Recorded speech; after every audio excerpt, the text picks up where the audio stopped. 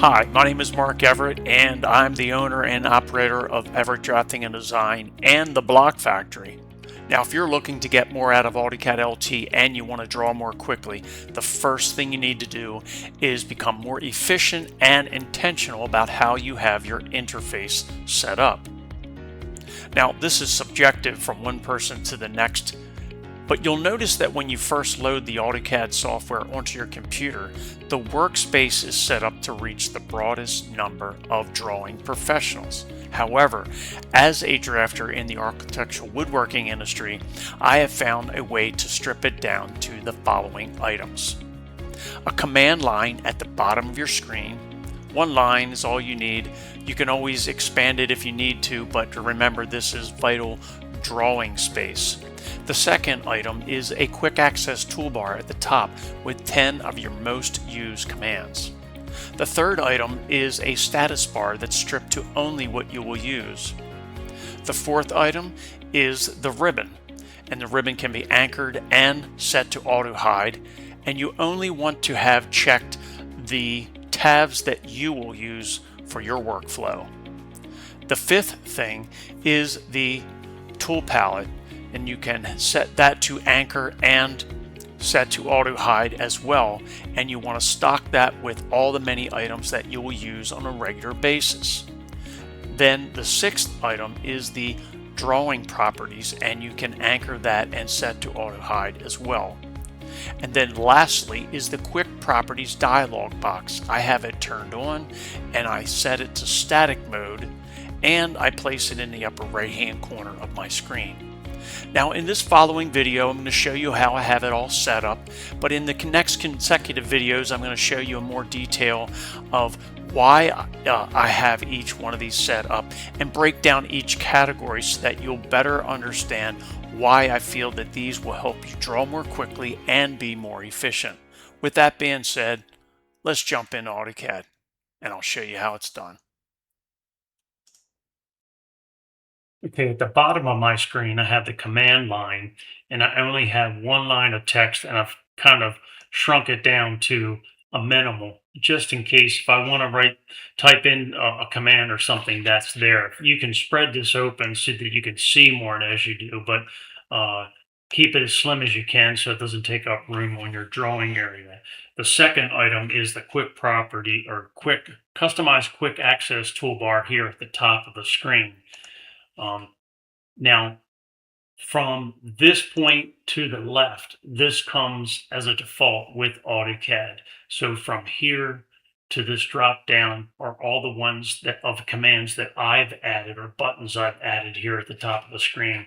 It just gives you quick access to these buttons so that I don't have to search through the ribbon area over here to locate the commands that I'm going to use on a regular basis. Now, the third thing in here is the actual ribbon, and you can, what you'll notice is when you open up your ribbon, there'll be a lot of tabs on here. And if you go to right click and go to show tabs, you'll notice I only have 3 of them open and the rest I have unchecked. And that basically allows you to just have the 3 tabs that you're using open at one time, and it just cuts down on the deciphering through the information as much as you need to. So if you need those turned back on, you just right click, go to tabs, and put a check mark next to them, and they'll reappear. Okay, now on the fourth item, I have the tool palette set up over here, and this is probably the most useful of all the tools. I have any of the blocks that I use on a regular basis that will allow me to draw more quickly and are set up in categories. I have 4 categories of symbols here that I use, so I can just drag those into the drawing and start building. I have custom cabinets for the wall cabinets, open cabinets, your standard base cabinets, some drawer cabinets, open base cabinets. Then you go down to the tall cabinets. The very next item I have are my millwork blocks, and I have 3 categories of those depending on the item. that I'm working on at the time. Then I have a tab specifically for adjustable shelving. This is a fraction of what is actually part of that, but these are ones I use on a regular basis. And then the next group are some horizontal sections so that I can start building a horizontal section through a set of cabinetry without having to draw each and every line of that. I could just pull those in, stretch them to the right length and everything that I need them to be in the right depth. And that just helps you build the drawing more quickly. Then I have some generic appliances, sinks, and then inside the Block Factory, there are a number of specific sinks according to the manufacturer that you can just open up those files. I don't have all of the Block Factory blocks on here because they're not things that I use on a regular basis. However, I know where they are, so I can just open up those folders and copy and paste those into the drawing.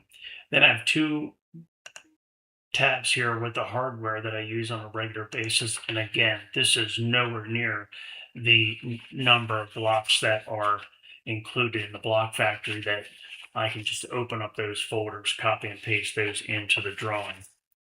Okay, the next item here is the properties dialog box, which is set up over here. Now, I didn't explain this, but basically these are set to, if I right click, these two are set to be anchored to the left and set to auto hide, whereas this one here is set to anchor to the right and set also to auto hide. And that way it frees up the room in the drawing so that it, as I'm drawing, if I need them, I just hover over this area and that ribbon comes out, and over here the tool palette and the properties dialog box comes up. Then the next item is the status bar. Now there are three of these, 1, 2, and 3. The one I'm talking about here is over to the right, and this is nicknamed the hamburger. But if you click on that, you'll notice that some of these have check marks next to them. So the ones that don't, the ones that you don't need, just like in the ribbon up here, just check the ones that you want and minimize it. And some of those items actually minimize what happens down here. So it just takes the clutter of a drawing. If you're not using them, uncheck them, and that way they're turned off. And then the last item here is the Quick Properties dialog box. Now, a lot of people don't even know that this exists, but it's checked. So now you come in here and you say, well, where is it?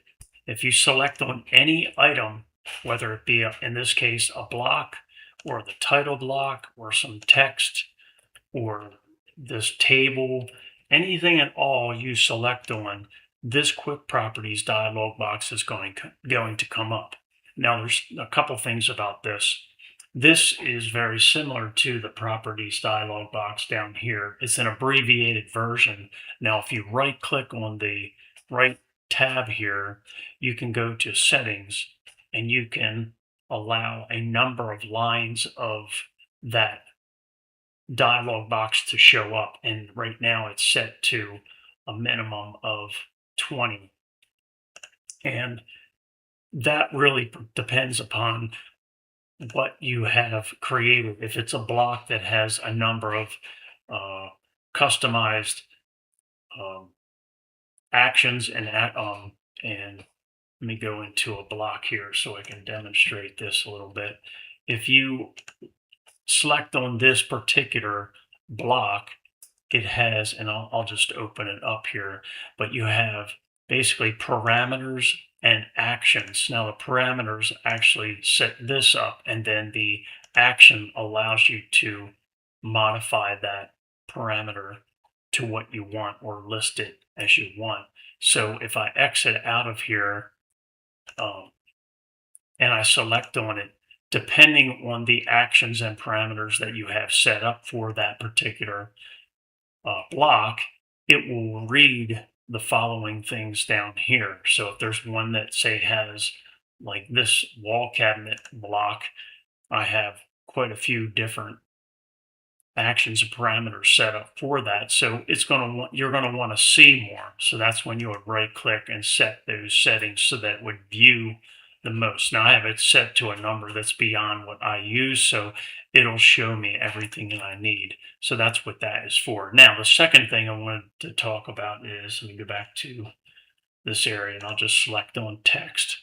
If you notice it's coming up in the right hand corner. Now you can move it wherever you want, and it's going to come up in that same location from that point on. That's why it's called the static mode. It's going to come up in a consistent spot. Now I have it up here in the right hand corner because I want it to come up out of my way so that I don't typically draw up here. So I'm drawing central in my drawings. So by having it up here out of my way, it just gets it out of the way, and I know it's there when I need it.